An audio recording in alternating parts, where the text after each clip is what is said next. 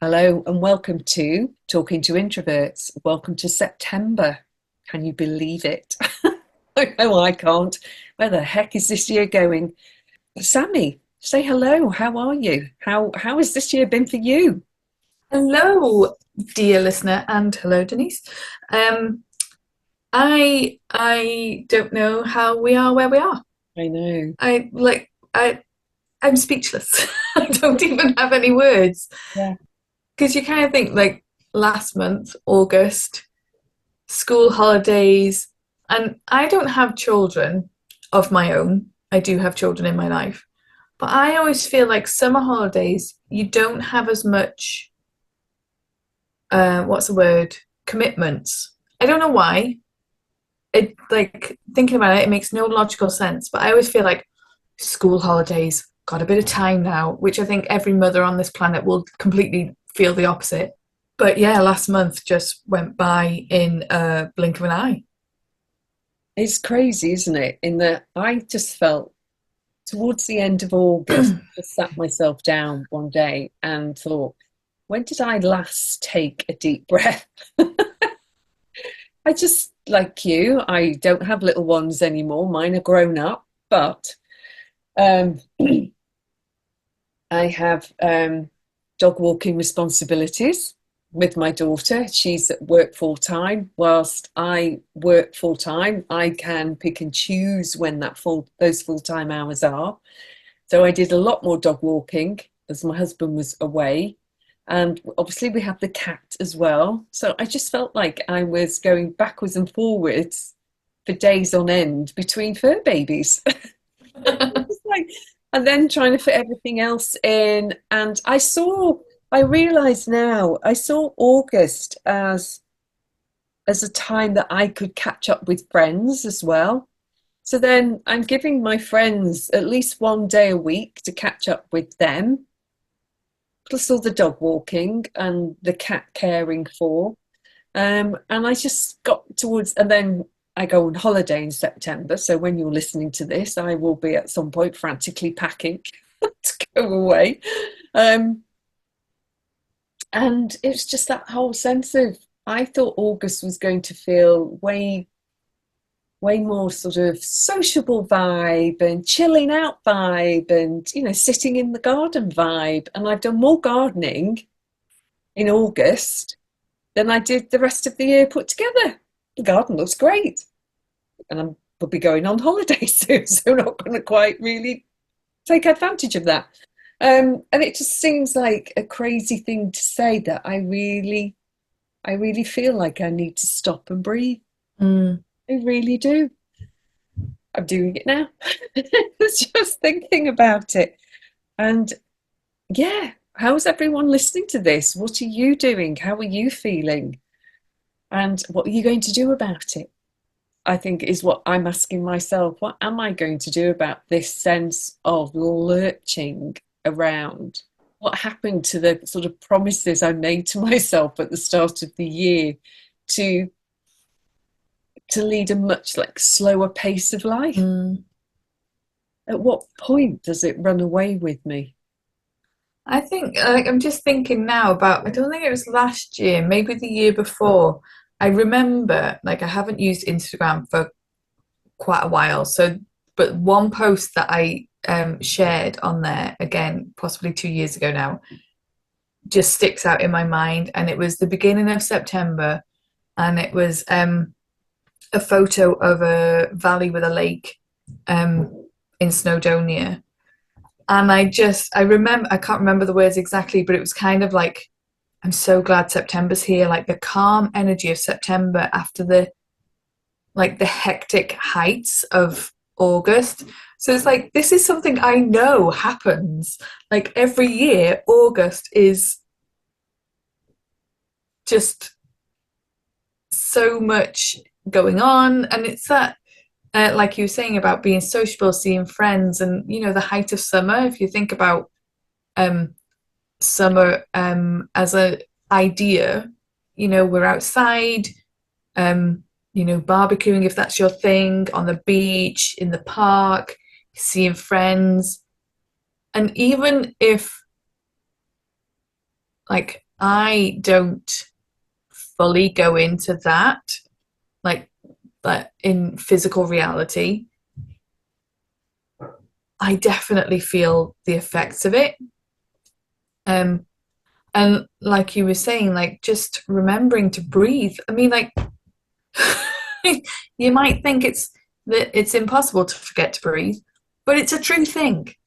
It's a Yeah, real thing. yeah. Well, obviously you're breathing, but it's that whole mindful breathing, that the deep breathing that is calming for every cell in the body. Um, Breathing is a wonderful thing, and to actually know that you can have some control over it, I also think is a wonderful thing. And then I can there was a couple of mornings ago lying in bed and thinking, why is my pulse racing? I've only just woken up. And it is that sense of, I don't have enough hours in the day. Oh my God, how am I going to get everything done? And then laughing at myself and thinking, well, of course you're going to get things done, but there's never a finish line to the to-do list ever. Mm, Because at some point the bed needs changing, clothes need washing, stuff needs cleaning, the cat's got to be put out, the cat's got to be brought in, the cat's got to be fed. All of this. And it's just like, yeah, if I try to run my life according to my to-do list, I will be constantly stressed and anxious. mm, And it was just that, just lying there and thinking, breathe, just breathe, and just calm the whole system down. It's like, oh, this is madness. This is just madness. It's not like I've gone to walk the dog. My daughter lives the other side of Chester from me.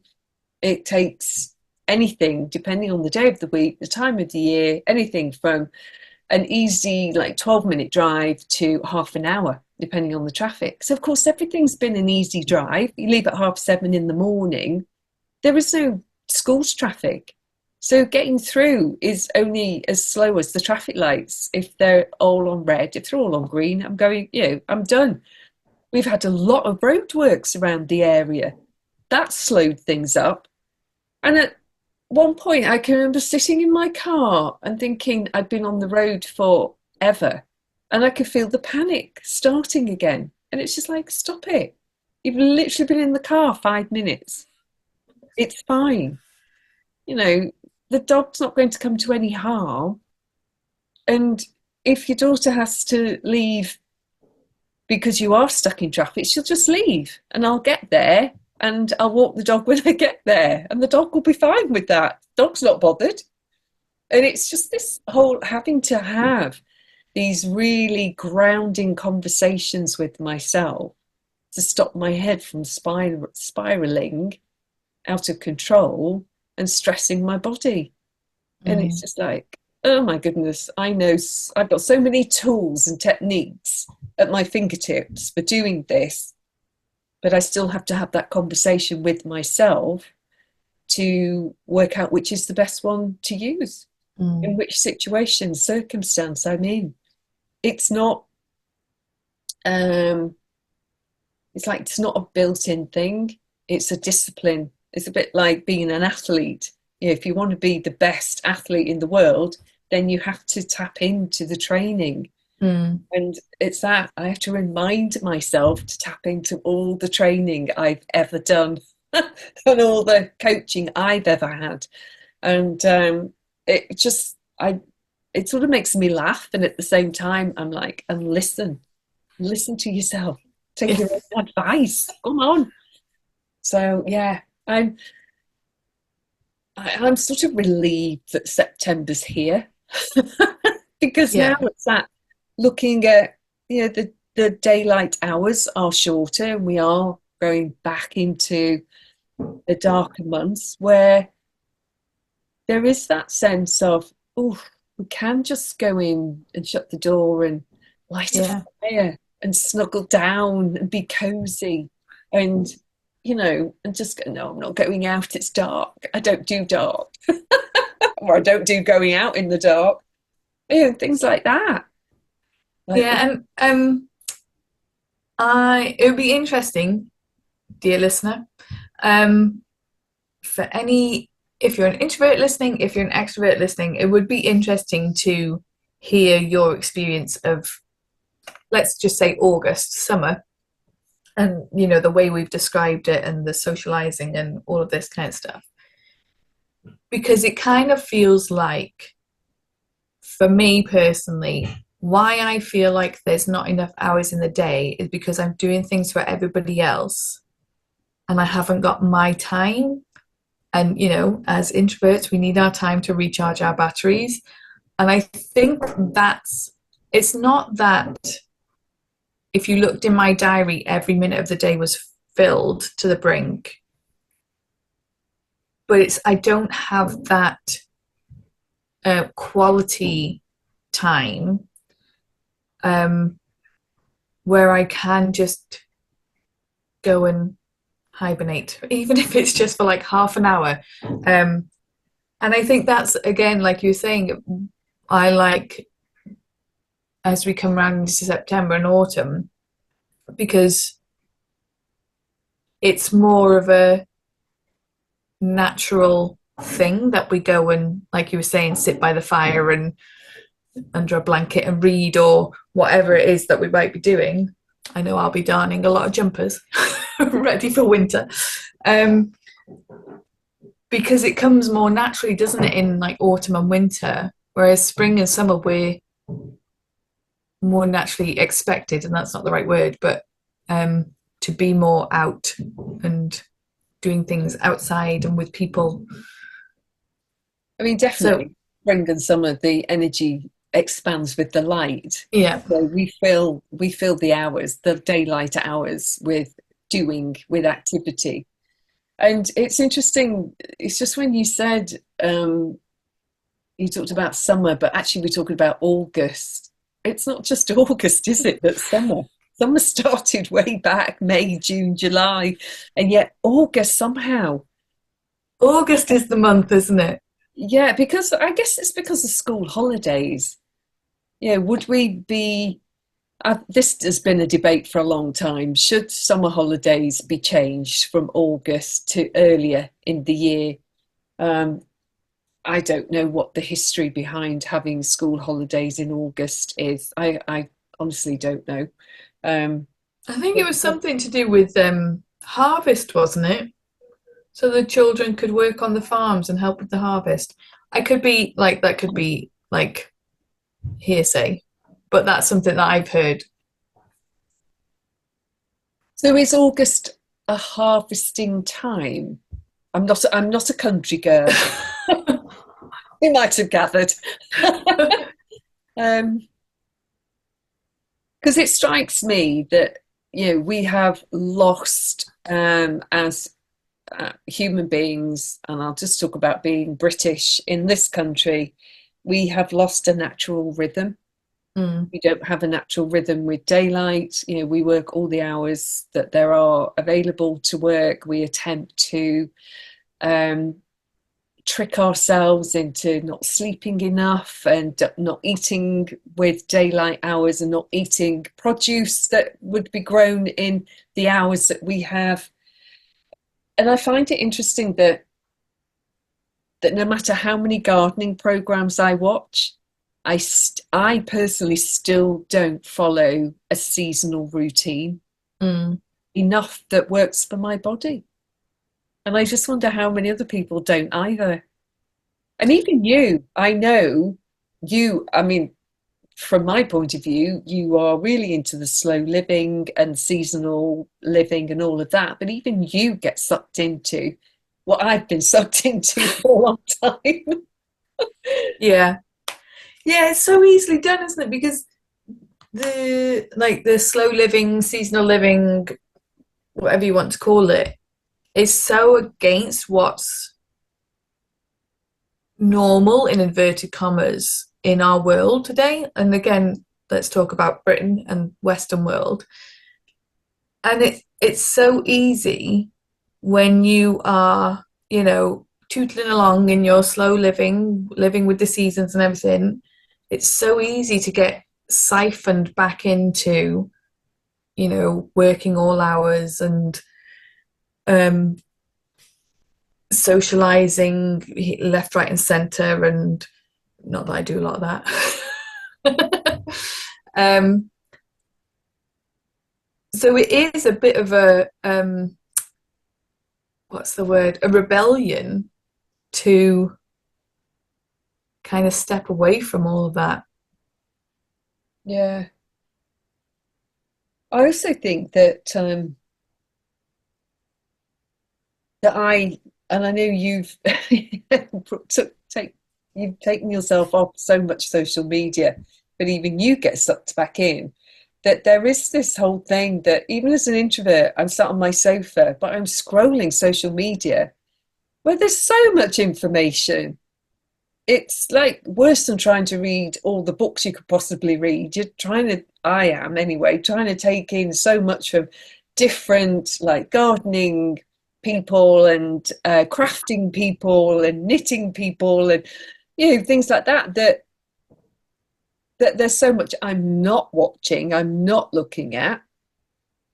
But even then, it's like I'm overdoing this. Mm. I for some reason, I mean, I know what it does. The brain becomes so addicted to this sort of thing. It's so easy that I have to actively put my phone away. And I've got, friends who I know it irritates them that I don't look at my phone after like 8:30, 9 o'clock at night. I don't have it near me. I leave it on my office desk and I walk away from it. And that's difficult. And I'm not of the generation that Mm. that is used to having a phone 24/7. But I still get drawn in, dragged back into looking at what's going on. I was having a conversation with, so I had all three nibblings yesterday morning, and while we were eating lunch, so two of them, the eldest is 11, and then there's an 8-year-old and a 7-year-old, and the eldest and the 8-year-old have both got smartwatches. Very recent thing, like within the last, let's say, month. And first of all, I'm like, why does an 8-year-old need a smartwatch? I don't know. I'm 40. I don't need a smartwatch. But they were eating lunch, and somebody's watch was making a noise, and they were like, "Oh yes, it's this, that, and the other." I'm like, how awful it would be to have your wrist beeping at you, Yeah. like every, I don't know, every half an hour, however often notifications would go off. It's like I have as few notifications on my phone as possible. I think I have like phone calls, WhatsApp, and text message notifications. Like I don't have email notifications. I don't have social media on my phone. But even when I did, I didn't have any notifications turned on because it's such a distraction. And going to what you were saying about, consuming content, like I haven't read a book, I think, since my holiday in May. I did read 3 in 2 weeks. So, I might have overread myself, because I just need to not have stuff going in my brain. And yet, in the last month, I have been doing more on my phone, so watching more like YouTube videos and stuff. And I have the last couple of weeks actively so I use a planner, and at the beginning of the day, there's a question: what would make today intentional? And like quite a few days, the last couple of weeks, it's like a content-free day. Like I don't want to consume any content, and it's so nice. It's so like spacious in my brain, which is really nice. Yeah, I like that. Say that again. So, what is it? What would make today intentional? Yeah, Interesting one. and that can be like, well, the way I approach it, it can be anything. Sometimes it's like go out in the garden and take deep breaths. Yeah. Sometimes, something I've been thinking about a lot recently is developing focus and deep work, so that, moving away from the distractions of your phone, from Facebook, from whatever it might be that's distracting you, and really getting into the work that you're doing in the moment, which I'm really enjoying. Like, I put my phone in the drawer so it's not even, because I find even if it's just on my desk, not doing anything, like the screen is black, somehow it still has a drawer. You still I have to don't, pick it up and check. yeah, it's like I don't know what that is. So I put it in a drawer so that I, don't even see it. Um, and it's really like I haven't read is it Cal Newport's book? He wrote a book about deep work, but I've consumed a lot of his content on YouTube. And I really like his thinking about things, about, removing the distractions and really focusing on what it is that you're doing in the moment, which, is not a new idea, is it? No. So yeah, so it can be anything. And like going back to what we were talking about, the question, what would make today intentional? It can be specifically about a goal that you've set. What would make today intentional, as in, working towards that goal, or it can be health related, anything. But I really like that question because it's not just what do I need to do today. It kind of has more Yeah. Yeah. substance, might not be the word, but I was going to say more intention behind it. Yeah. Another word that's not intention. It's almost like because you can have a to-do list but not know what to focus on your to-do list, because it's just a list and it never goes away, as I said at the beginning. But to actually be intentional about what is really required, what first, last, second. I like that. I've written that down. What would make today intentional? I also have my to-do list for the day, and quite often, well, so far that I've been using this system, the what would make today intentional has doesn't necessarily correlate with what's on my to-do list. Yeah. It's like we all have things that need doing. Like in work, we have tasks that need doing. Around the house, we have things that need doing. But it's what I like about the what would make today intentional. It's like how do you achieve those things that are on your task list in that, again, use this word, intentional, mindful kind of way, as in there's more to life than your to-do list. Yeah. So on a day when I've got loads that needs doing on a client project, for example, what would make today intentional? Go and stand in the garden and listen to the bees, smell the roses, whatever.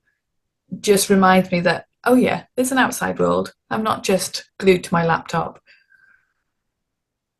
Yeah. So let me ask you a question. What would make September intentional for you? I think more time to recharge my batteries. Mm.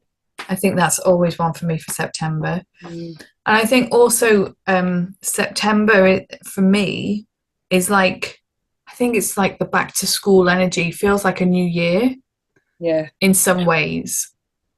I think more so than the 1st of January does for me. And I think what would make September intentional is like having that, might call it a reset or a recalibration around like the end of the year. The calendar year is coming. What do I want those 3 months to look like? What do I want to achieve in those 3 months? Mm.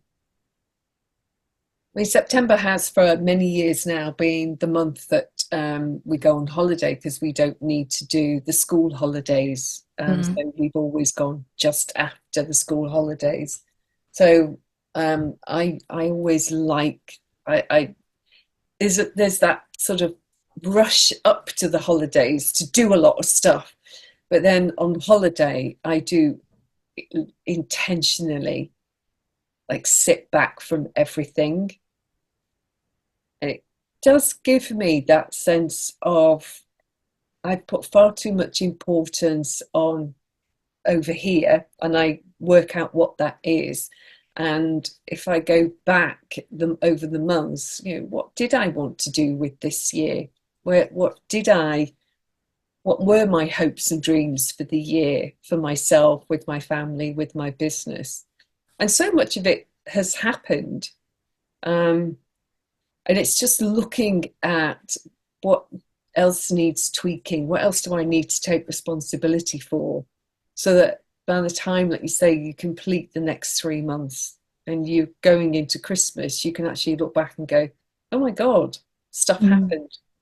It didn't just run away from me, because obviously our brains, the way they are, we can be far more negative. I can certainly be far more negative with myself than anybody else I know.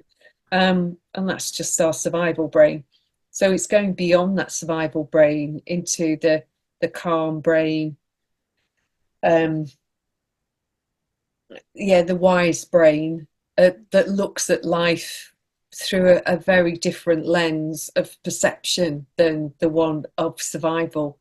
And I like September in the sense that we always go down to St. Ives. The colour down there, the light down there is very different.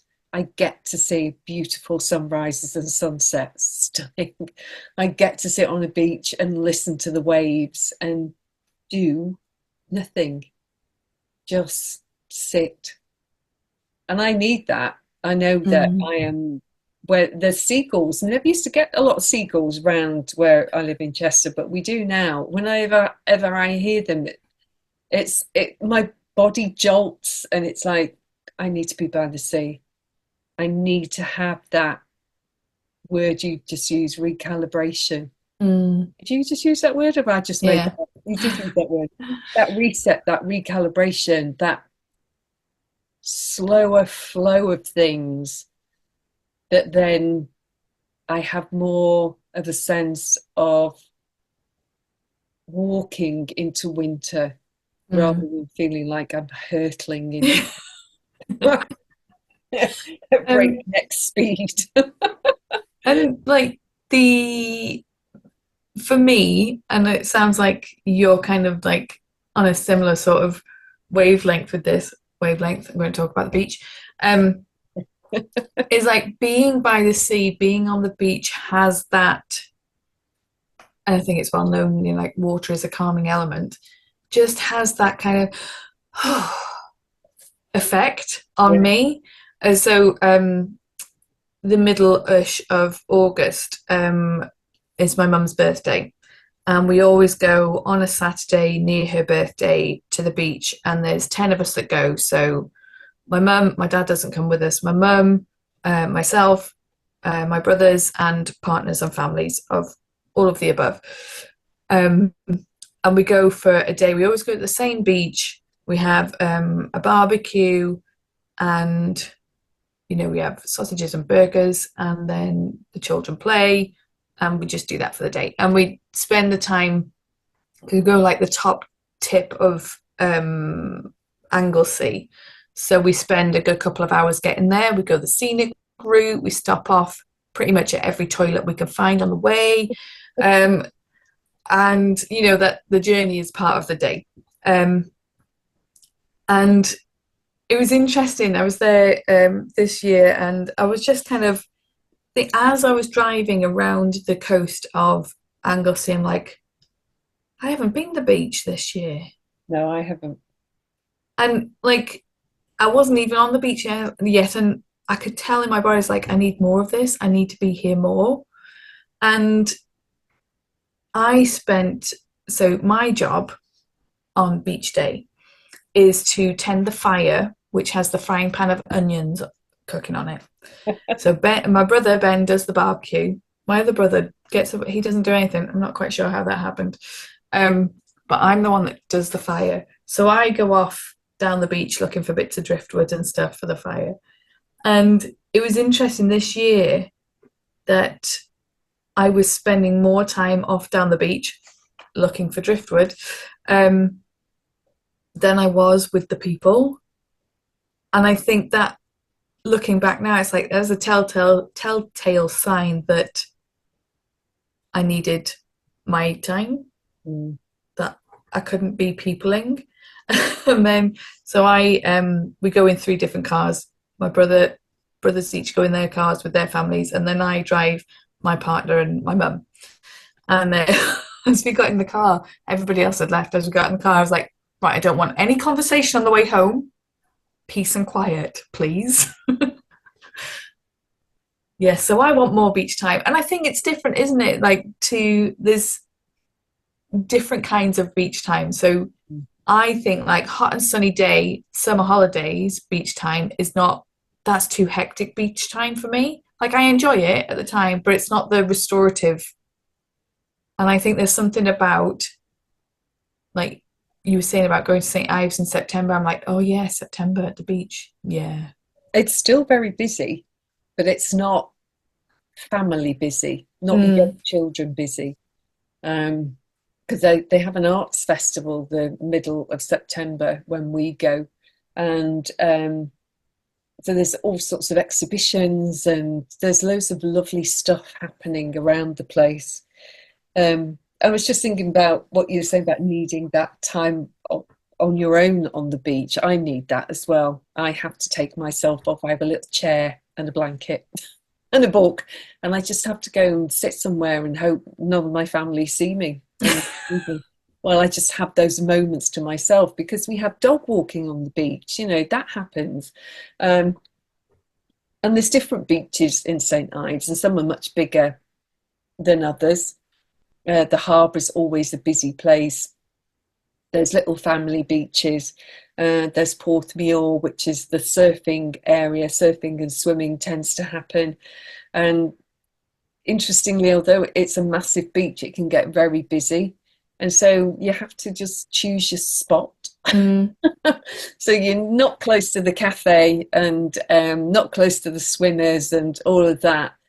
And I mean, I do find my space. I know where I like to sit on that beach. And so there are different beach times and activities, and like having a barbecue on the mm. beach as well. That's just a lovely thing to do, watching the sunset. Digging a hole, everyone has to sit round it, stop the seagulls coming in to nick your halloumi.